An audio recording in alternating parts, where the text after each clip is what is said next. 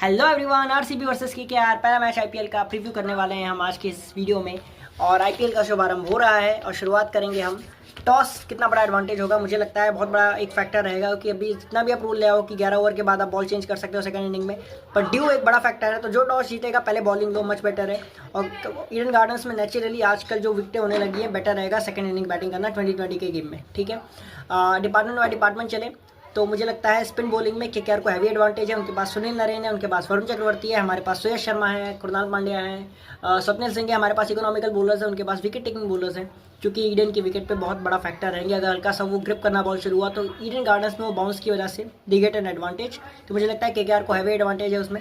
Fast bowling में RCB better है, because उनके पास यस रसल का एक ऑप्शन है, उनके पास वैभव अरोरा है, उनके पास हर्षित राणा है, उनके पास स्पेंसर है। बट मुझे लगता है आरसीबी के पास भुवनेश्वर कुमार, रसिक सलाम, यश दयाल और हेजलवुड है, क्योंकि स्विंगिंग कंडीशंस में स्पेशली हेजलवुड और भुवनेश्वर कुमार अगर स्विंग करना शुरू किया वहाँ पे जो शुरुआत होती है रात के टाइम पे, तो मुझे लगता है ईडन गार्डन्स में हेल्पफुल हो सकता है उनके लिए।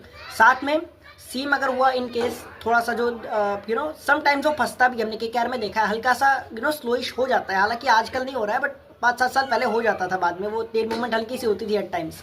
अगर 1% भी वो चांस है तो मुझे लगता है यश दयाल और रसिक सलाम बहुत अच्छा हमारे पास ऑप्शन है डेथ बॉलिंग के लिए।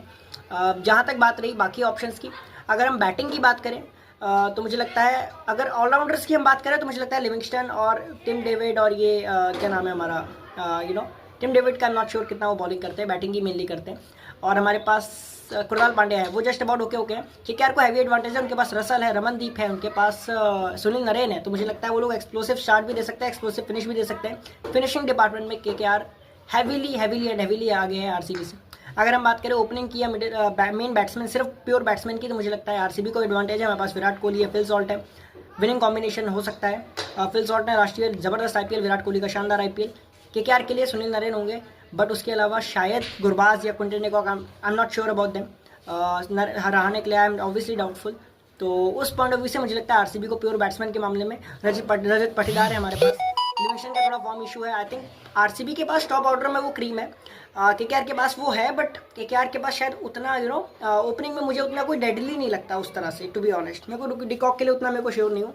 नरेन भी है ना कि एक गैम्बल ही है। 3 number Rahane, I am not sure about him once again 2020 के पॉइंट ऑफ व्यू से।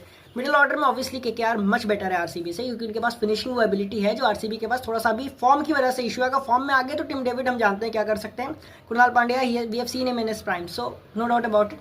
आरसीबी को केकेआर के मुकाबले उतना एडवांटेज नहीं, केकेआर का होम ग्राउंड भी है, केकेआर वे मोर शॉर्टेड है। मुझे लगता है KKR has an advantage, most likely they will win, but I want to see RCB winning this game. Best of luck RCB, like share comment and subscribe.